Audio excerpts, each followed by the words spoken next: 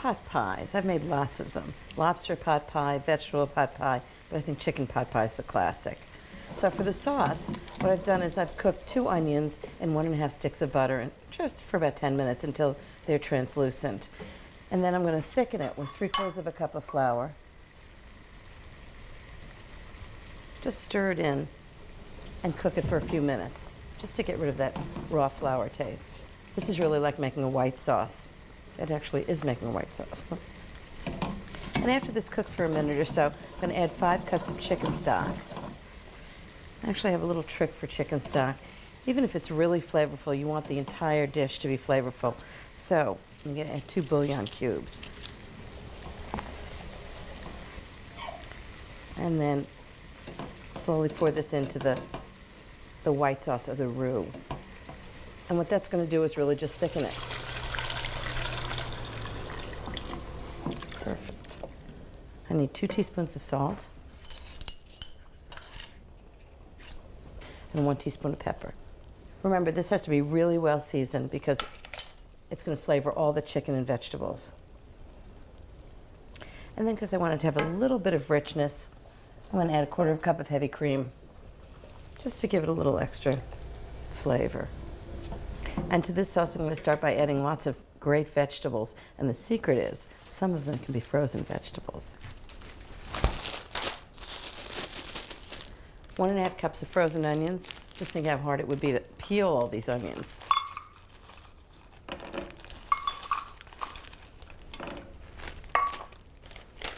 Ten ounces of frozen peas.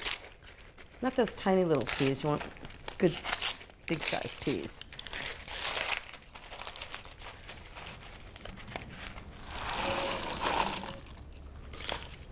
And I've blanched some carrots. 2 cups. And some fresh parsley.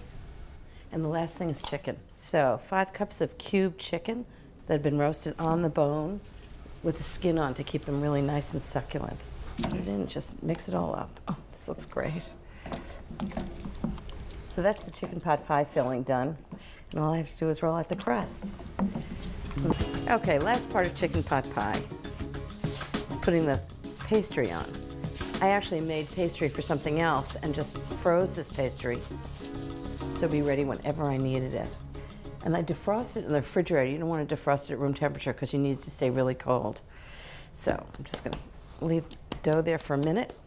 So I'm doing individual pot pies, so I'm going to put them in oven-proof ramekins. This filling looks gorgeous. Big chunks of juicy chicken, carrots, whole onions. Now they need a crust top. So I'm just going to roll out the dough. I'll cut it in 4ths. Now, if you don't even have time to do the dough, what you can do is get some frozen puff pastry and defrost it in the refrigerator and use that instead. It's light, it's wonderful, and it's really easy.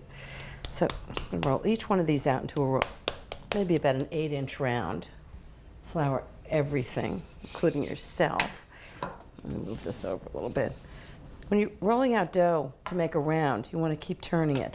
Roll it from the center out to the edge. This is nice dough. You just want to keep it moving, make sure it never sticks to the board. You can roll it on wood, but if you have stone, it's even better. Right on the counter. Okay, now the secret to the dough sticking to the dish is just do a little bit of an egg wash that you're going to use on the top anyway, around the edge. It makes it a little wet. So just put the dough on top. This is obviously a little too big. And you just want to trim the dough so that it's about 1/2 inch bigger than the bowl. Doesn't have to be perfect. Nice country, homey, rough edge is nice. Just like that. Okay, and then just stick it to the edge of the bowl. And it'll stick because of the egg wash that you put on it. Now just egg wash the top. So the dough puffs up and it's nicely browned. It's gonna be wonderful. So when these bake, the steam in the chicken pot pie filling will puff up the dough and it's gonna turn out gorgeous. And then I like to season the top with flaked sea salt so you see it. It's just wonderful. Flaked sea salt. Want to have lots of flavor. Cracked pepper. Okay, that one's done. Just 3 more.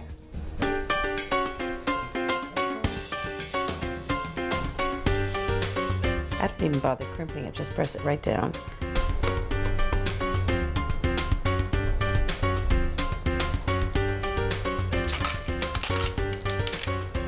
And I'm going to bake them for an hour at 375, and they're going to be puffed and succulent chicken pot pies.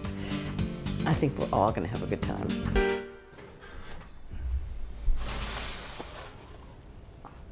Wow, those actually look like chicken pot pies. Sometimes I even surprise myself. Skillet roasted chicken and potatoes is the perfect comforting weeknight dinner.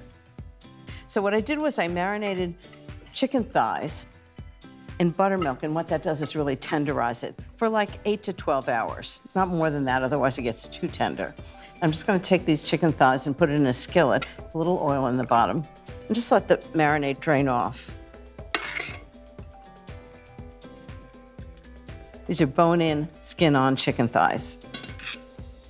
Okay, this is the last one, right in there. You want space between them so they roast really evenly. So I'm gonna start with 2 tablespoons of mustard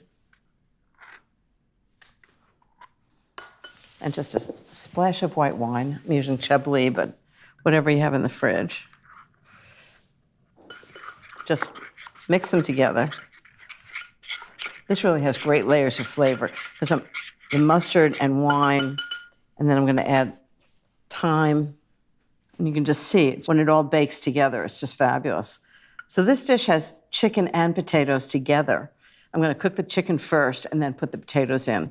So you have a whole dinner. And this is just 1 skillet, no side dishes. When I started trying to make things in 1 dish instead of having lots of dishes as usual, I thought this was just fantastic because it might have taken a few minutes to make dinner, but cleanup was like such an easy thing to do. Okay, and then I'm gonna sprinkle it with fresh thyme leaves. Next is a little sprinkle of paprika, just gives a little smoky flavor to it. And then salt and pepper.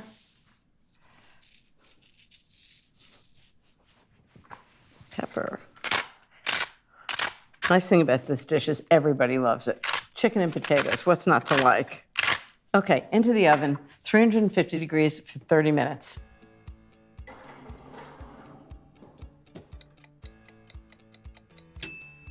So the first part of the chicken is done. Oh, this looks delicious, just as it is, but I'm gonna make it even better.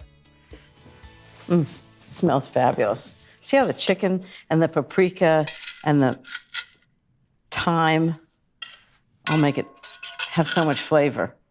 So I'm just gonna take the chicken out. I'll show you what I'm doing. This is the key to 1-pot cooking. It has several stages. So I've got 2 large Yukon Gold potatoes, and they're actually unpeeled, which is even better. I'm just gonna put them right into the chicken juices and the flavors, the mustard and wine, everything that's in the bottom of this pan. Just slice them about 1/4 half-inch thick. And then I'm gonna flavor them. Can't have potatoes without garlic, so I've got a tablespoon of garlic, just goes on top of that. Salt and pepper. This is just a great weeknight meal. It's so easy to do. You do the first stage, have yourself a glass of wine, do the second stage, and dinner's ready. I'm just gonna toss the potatoes in the juices so they really get into the flavor of the potatoes. All those chicken juices and mustard and wine. Sounds good, doesn't it? Okay, now I'm just gonna put the chicken right back on. And then it goes back in the oven and finishes cooking. So you've got everything together in 1 dish. You don't even need a side dish. Just want to get all the juices. Okay, I'm going to get this back into the oven. I'm going to tell you what happens next. I'll put the skillet into a 350-degree oven for 30 minutes. When the time's up, I'll take it out, raise the oven temperature to 425, transfer the chicken to a plate,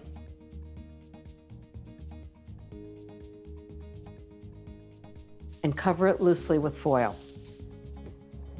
While it rests, I'll put the potatoes back into the oven for 15 minutes to get them brown and crispy. Then it's back to the oven to remove the potatoes. Yum. And I'll put the chicken back on top of the potatoes, ready for serving.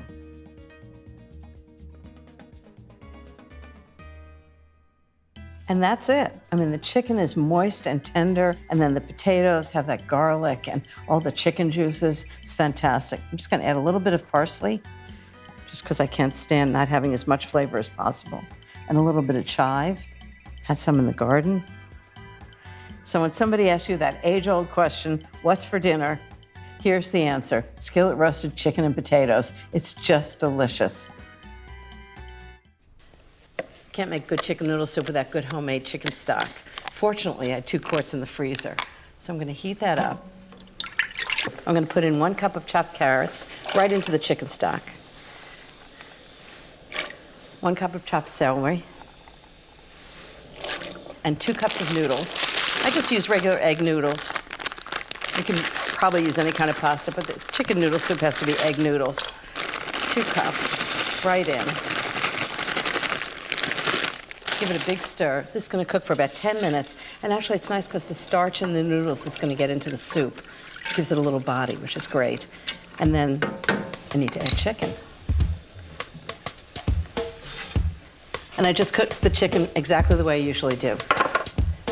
I take 2 chicken breasts, bone in, skin on, put them on a sheet pan, rub them with olive oil, sprinkle with lots of salt and pepper, and roast them at 350 degrees for 35 to 40 minutes. I mean, that's it.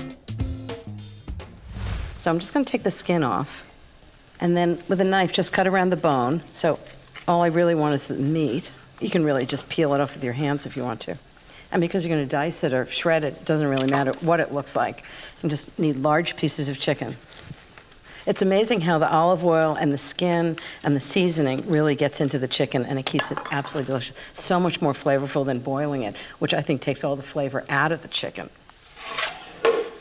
And you can either shred it like this or you can dice it, but this time I feel like dicing it. So just nice big bite-sized pieces. This looks so wonderful. It's so moist this way.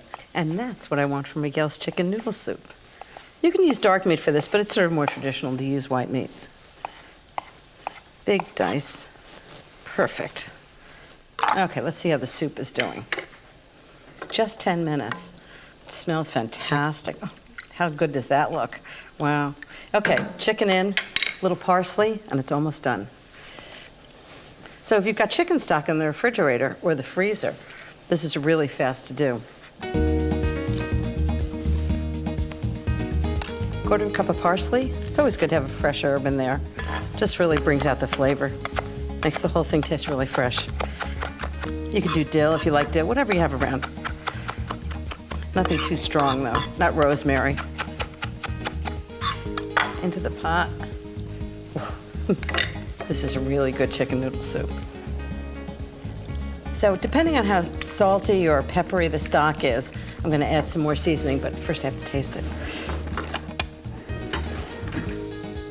This is a tough job.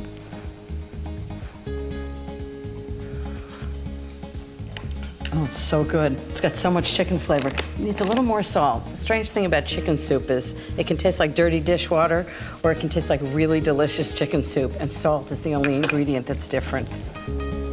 Okay, one more taste.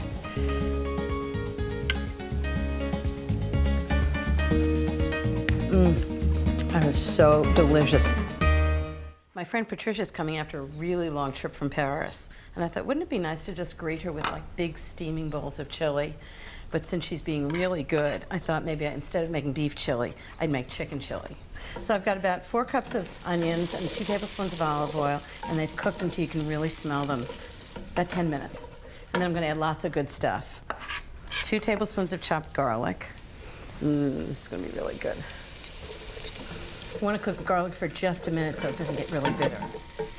And 2 yellow peppers and 2 red peppers. This is a really quick way to cut peppers, just straight down. And then what's left over you can use for snacking. And I'm just going to do big chunks. I think chili should be big chunks of good stuff. So peppers. Okay, now all the good spices. First thing, of course, is chili powder. So I've got a teaspoon of chili powder,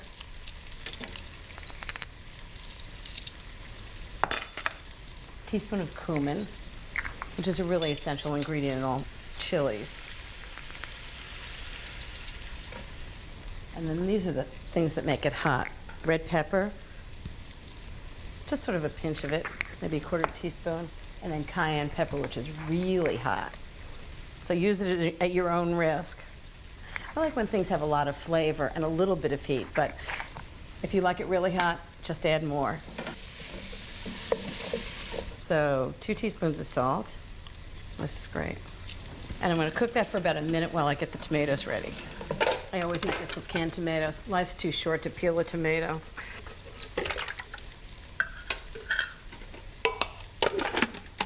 So I'm just going to chop them up really quickly. I'm going to put in 2 28-ounce cans of tomatoes.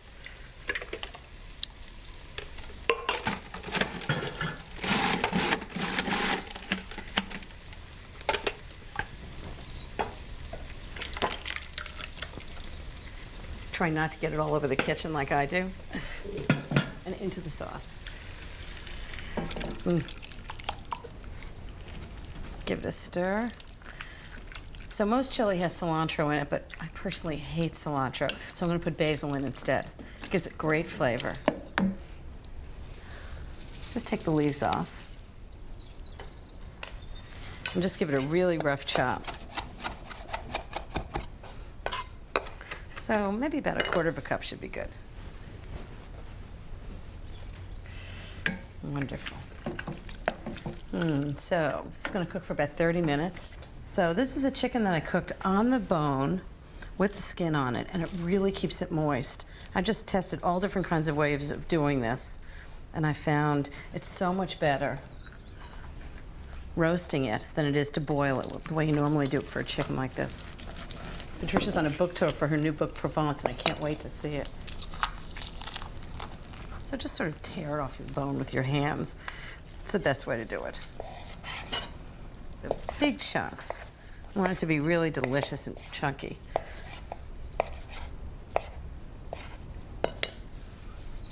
Right into the pot. And just stir it around. This is going to cook for about 20 minutes so all the flavors get into the chicken. The chili, cumin, basil, tomatoes. So we got all kinds of toppings. Cheese, tomatoes. I want some cheese. I love cheese. A little sour cream. Yeah. Gotta have a little sour cream. Oh, that's gorgeous. Some chips. Did you just create this like in the shower one morning or something? Well, you know, I always made beef chili, and I just thought, wouldn't it be healthier if I made chicken chili? So I just put chicken in instead. Brilliant. It's been one of Jeffrey's favorites. So it's Friday night. I happen to be in Napa instead of East Hampton, but Jeffrey's on his way, and now I'm going to cook for him. And what would be for dinner on Friday night? Chicken. It's chicken with wild mushrooms. So the first thing I want to do is season it. I like lots of salt, lots of pepper on both sides. Okay, need a little bit of flour. This is going to really dry the outside of the chicken. Just about a quarter of a cup. I'm going to put the chicken right in and just dust it. A few pieces at a time. So what the flour is going to do is actually extra dry the outside, and it keeps the inside really moist. So I'm going to put it in the pan. I don't want to crowd it because I want it to really brown nicely. So I think I'll do these in 2 batches. I think Jeffrey's going to love this.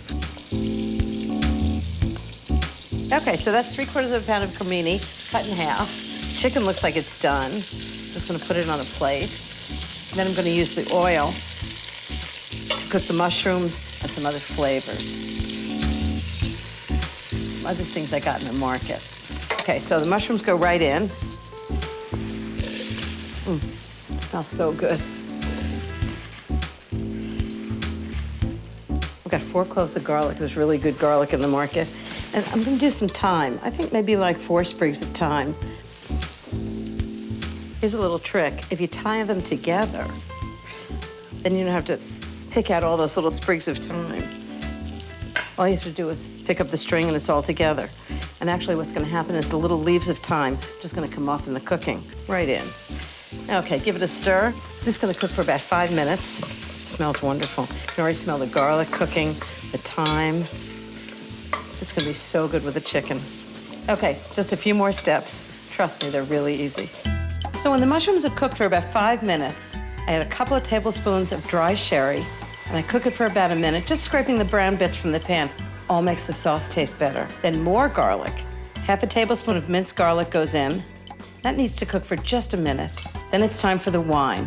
I'm using 1 cup of Pinot Grigio from the Napa Valley, of course. And that's followed by a cup of chicken stock. And finally, half a tablespoon of kosher salt and half a teaspoon of pepper.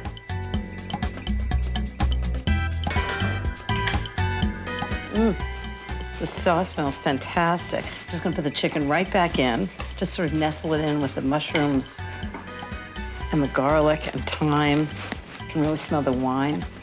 Jeffrey's on his way. Okay, lid on, into the oven. 325 degrees for 30 to 35 minutes. So the first thing I'm gonna do actually is take this thyme bundle out. It's so much better to tie it together. Okay, I'm gonna take all the chicken out, perfectly cooked. I'm just gonna thicken the sauce with what the French call a roux, which is a little butter and flour. If you mash it together and then add it slowly, you don't end up with lumps in the sauce. It's kind of like making gravy. So I'm just gonna stir this in, just a little at a time. Stir it in. I'm just gonna thicken just a little bit. You don't want a really thick sauce. So all the chicken goes back in, and hopefully, Jeffrey will be here soon. It smells delicious. So let's see, you have to come all the way across the country so I could cook dinner for you? Yeah, but you know what? What? I'd come across the country for you to cook dinner for me anytime. This stuff's just fantastic. I'd come across the country even back.